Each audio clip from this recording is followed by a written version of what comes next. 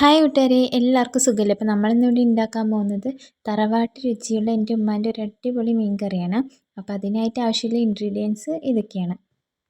അപ്പോൾ നമുക്കിതെങ്ങനെ ഉണ്ടാക്കുന്നതെന്ന് നോക്കാം. അതിനായിട്ടൊരു പാത്രം എടുത്തിട്ടുണ്ട്. അതിലേക്ക് ആവശ്യത്തിന് എണ്ണ ഒഴിച്ച് കൊടുക്കാം. എണ്ണയൊന്ന് ചൂടായി വരുന്ന സമയത്ത് നമുക്കതിലേക്ക് മുറിച്ച് വെച്ച് സബോള ഇട്ട് കൊടുക്കാം. അതൊന്ന് വഴഞ്ഞു വരുന്ന സമയത്ത് അതിലേക്ക് തക്കാളി കൂടി ഇട്ട് കൊടുക്കാം. തക്കാളി കൂടി ഒന്ന് വഴറ്റിയ ശേഷം അതിലേക്ക് 2 സ്പൂൺ മുളക് പൊടിയും 1/2 സ്പൂൺ മഞ്ഞൾപ്പൊടിയും കൂടി ചേർത്ത് കൊടുക്കാം. എന്നിട്ട് ഗ്യാസ് സിമ്മിലൊന്ന് വെച്ചിട്ട് നന്നായിട്ടൊന്ന് മസാല കരിയാതെ വഴറ്റി കൊടുക്കാം.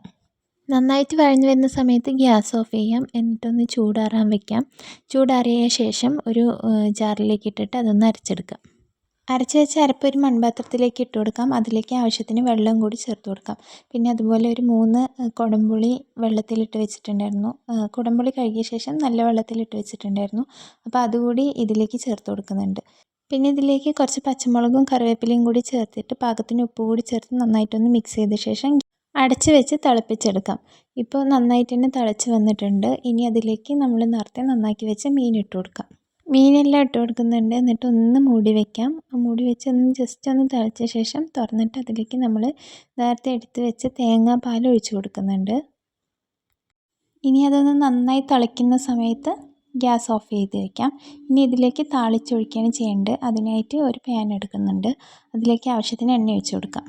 എണ്ണയൊന്ന് ചൂടായി വരുന്ന സമയത്ത് അതിലേക്ക് ഉലുവ ഇട്ടിട്ട് ഒന്ന് പൊട്ടിയ ശേഷം ചെറുതാക്കി അരിഞ്ഞ് ചെറിയുള്ളിയും കറിവേപ്പിലയും ഇട്ടിട്ട് നന്നായിട്ടൊന്ന് മൂപ്പിച്ചെടുക്കാം. എന്നിട്ട് മീൻ കറിയിലേക്ക് ഒഴിച്ചു കൊടുക്കാം. അപ്പോൾ അടിപൊളി ടേസ്റ്റുള്ള കറിയാണ്. എല്ലാവരും ട്രൈ ചെയ്ത് നോക്കണം. എൻ്റെ വീഡിയോസ് ഇഷ്ടപ്പെട്ടാൽ ലൈക്ക് ചെയ്യാനും ഷെയർ ചെയ്യാനും സബ്സ്ക്രൈബ് ചെയ്യാനും മറക്കരുതേ.